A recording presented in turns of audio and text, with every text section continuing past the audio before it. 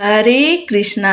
आप सबका हमारे चैनल सुकून भरी बातों में स्वागत है। आज शरद पूर्णिमा है। शरद पूर्णिमा का पर्व दिव्य चांदनी से भरी वह रात है जब आकाश में पूर्ण चंद्र अपनी 16 कलाओं के साथ उदित होकर अमृत बरसाता है।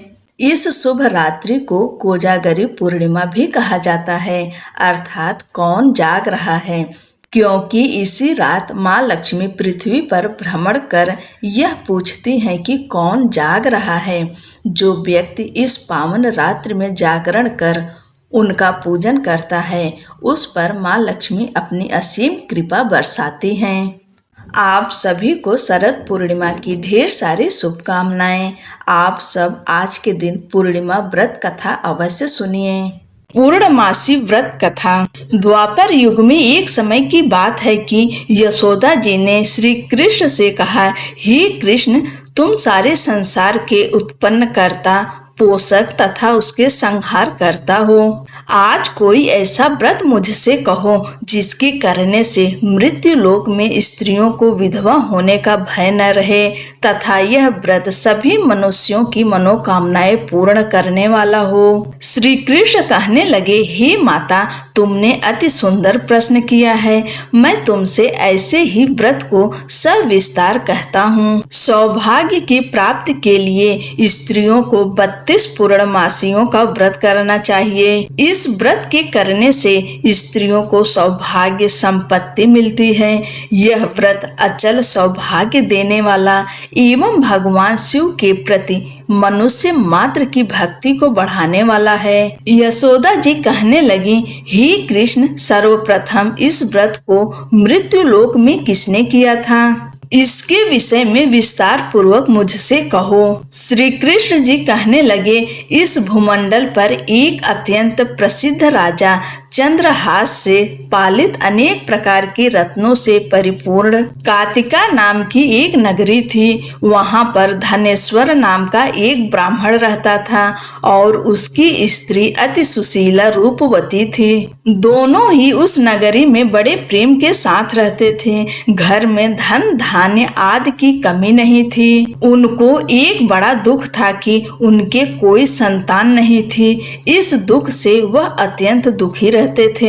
एक समय एक बड़ा तपस्वी योगी उस नगरी में आया। वह योगी उस ब्राह्मण के घर को छोड़कर अन्य घरों से भिक्षा लाकर भोजन किया करता था। रूपवती से वह भिक्षा नहीं लिया करता था। उस योगी ने एक दिन रूपवती से भिक्षा न लेकर किसी अन्य घर से भिक्षा लेकर गंगा किनारे जाकर भिक्षान्न होकर प्रेम पूर्वक खा रहा था कि धनेश्वर ने योगी का यह सब कार्य किसी प्रकार से देख लिया।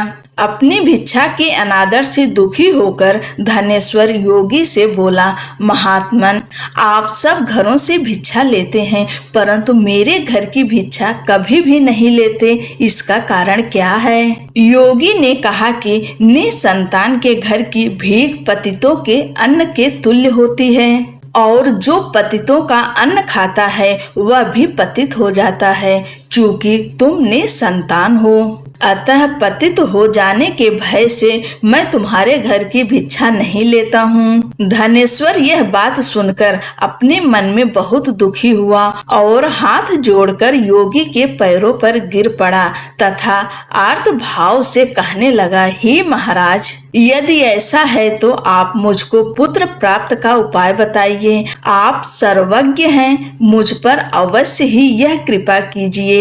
धन की मेरे घर में कोई कमी नहीं है परंतु मैं पुत्र न होने के कारण अत्यंत दुखी हूँ। आप मेरे इस दुख का हरण करें, आप सामर्थ्यवान हैं। यह सुनकर योगी कहने लगे, हे ब्राह्मण, तुम चंडी की आराधना करो। घर आकर उसने अपनी स्त्री से सब वृत्तांत कहा और स्वयं तप के निमित्त वन में चला गया। वन में जाकर उसने चंडी की उपासना की और उपवास किया।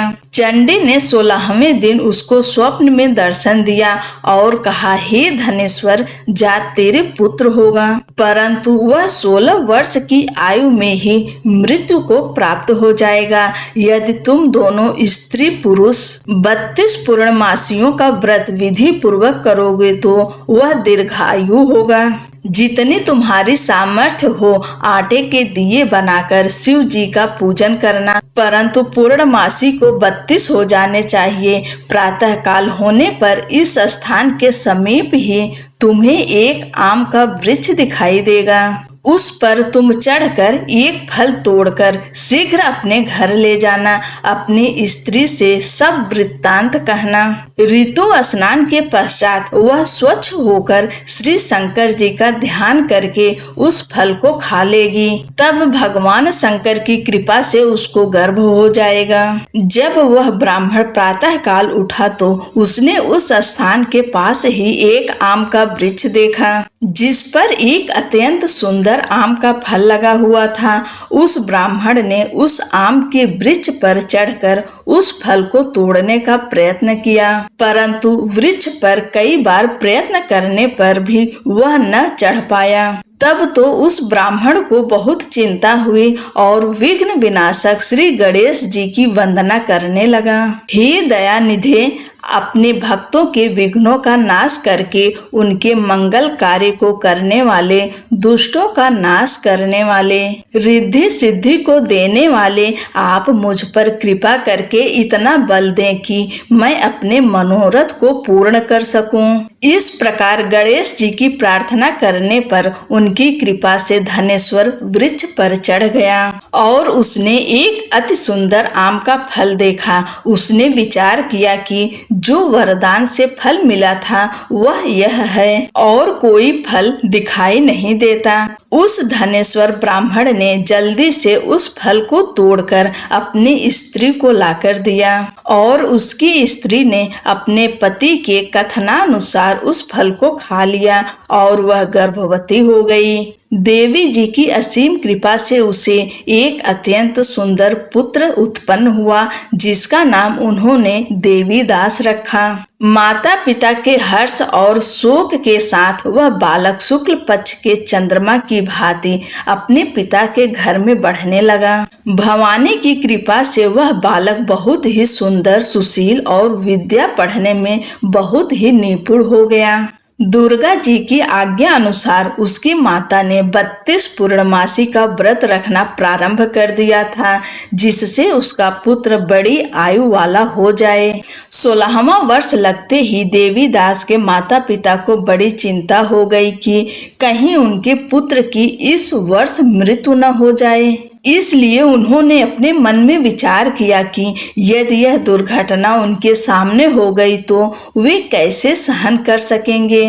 अस्तु उन्होंने देवीदास के मामा को बुलाया और कहा कि हमारी इच्छा है कि देवीदास 1 वर्ष तक काशी में जाकर विद्या अध्ययन करें और उसको अकेला भी नहीं छोड़ना चाहिए। इसलिए साथ में तुम चले जाओ और 1 वर्ष के पश्चात इसको वापस लौटा लाना। सब प्रबंध करके उसके माता पिता ने काशी जाने के लिए देवीदास को एक घोड़े पर बैठाकर उसके मामा को उसके साथ कर दिया। किंतु यह बात उसके मामा या किसी और से नहीं कही। धनेश्वर ने सपत्नीक अपने पुत्र की मंगल कामना तथा दीर्घायु के लिए भगवती दुर्गा की आराधना और पूर्णमासियों का व्रत करना आरंभ कर दिया। इस प्रकार बराबर 32 पूर्णमासी का व्रत पूरा किया। कुछ समय पश्चात एक दिन वह दोनों मामा और भांजा मार्ग में रात्रि बिताने के लिए किसी ग्राम में ठहरे हुए थे। उस दिन उस गांव में एक ब्राह्मण की अत्यंत सुंदरी, सुशीला, विदुषी और गुणवती कन्या का विवाह होने वाला था। जिस धर्मशाला के अंदर वर और उसकी बारात ठहरी हुई थी, उसी धर्मशाला में देवीदास और उसके मामा भी ठहरे हुए थे। संयोगवश कन्या को तेल आदि चढ़ाकर मंडप आदि का कृत्य किया गया तो लग्न के समय वर को धनुर्वात हो गया। अस्तु वर के पिता ने अपने कुटुंबियों से परामर्श करके निश्चय किया कि यह देवीदास मेरे पुत्र जैसा ही सुंदर है, मैं इसके साथ ही लग्न करा दूं और बाद में विवाह के अन्य कार्य मेरे लड़के के साथ हो जाएगा। यह सोचकर देवीदास के मामा से जाकर बोला कि तुम थोड़ी देर के लिए अपने भांजे को हमें दे दो, जिससे विवाह के लग्न का सब कृत्य सुचारू रूप से हो सके। तब उसका मामा कहने लगा कि जो कुछ भी मधुपर्क आदि कन्यादान के समय वर को मिले वह सब हमें दे दिया जाए, तो मेरा भांजा इस बारात का दूल्हा बन जाएगा। यह बात वर के पिता ने स्वीकार कर लेने पर उसने अपने भांजा वर बनने को भेज दिया और उसके साथ सब विवाह कार्य रात्रि में विधि पूर्वक संपन्न हो गया। पत्नी के साथ वह भोजन न कर सका। वह एकांत में सोचने लगा कि न जाने यह कैसी स्त्री होगी। वह एकांत में इसी सोच में गरम निश्वास छोड़ने लगा तथा उसकी आंखों में आंसू भी आ गए। तब वधू ने पूछा कि क्या बात है, आप इतने उदासीन व दुखी क्यों हो रहे हैं? तब उसने सब बातें जो वर के पिता व उसके मामा से हुई थी उसको बतला दी। तब कन्या कहने लगी कि यह ब्रह्म विवाह के विपरीत कैसे हो सकता है। देव, ब्राह्मण और अग्नि के सामने मैंने आपको ही अपना पति बनाया है, इसलिए आप ही मेरे पति हैं। मैं आपकी ही पत्नी रहूंगी, किसी अन्य की कदापि नहीं। तब देवीदास ने कहा, ऐसा मत करिए, क्योंकि मेरी आयु बहुत थोड़ी है। मेरे पश्चात आपकी क्या गति होगी, इन बातों को अच्छी तरह विचार कर लो। परंतु वह दृढ़ विचार वाली थी, बोली कि जो आपकी गति होगी वही मेरी गति होगी। हे स्वामी, आप उठिए और भोजन करिए, आप निश्चय ही भूखे होंगे। इसके बाद देवीदास और उसकी पत्नी दोनों ने भोजन किया तथा शेष रात्रि वे सोते रहे। प्रातःकाल देवीदास ने अपनी पत्नी को 3 नगों से जड़ी हुई एक अंगूठी दी, एक रुमाल दिया और बोला, हे प्रिय, इसे लो और संकेत समझकर स्थिर चित्त हो जाओ। मेरे मरण और जीवन जानने के लिए एक पुष्प वाटिका बना लो, उसमें सुगंधित वाली एक नव मल्लिका लगा लो, उसको प्रतिदिन जल से सींचा करो और आनंद के साथ खेलो कूदो तथा उत्सव मनाओ। जिस समय और जिस दिन मेरा प्राणांत होगा ये फूल सूख जाएंगे और जब ये फिर हरे हो जाएं तो जान लेना कि मैं जीवित हूँ। यह बात निश्चय करके समझ लेना कि इसमें कोई संशय नहीं है। यह समझाकर वह चला गया। प्रातः काल होते ही वहां पर गाजे बाजे बजने लगे और जिस समय विवाह के कार्य समाप्त करने के लिए वर तथा सब बाराती मंडप में आए तो कन्या ने वर को भली प्रकार से देखकर अपने पिता से कहा कि यह मेरा पति नहीं है। मेरा पति वही है जिसके साथ रात्रि में मेरा पाणी ग्रहण हुआ था, इसके साथ मेरा विवाह नहीं हुआ है। यदि यह वही है तो बताए कि मैंने इसको क्या दिया।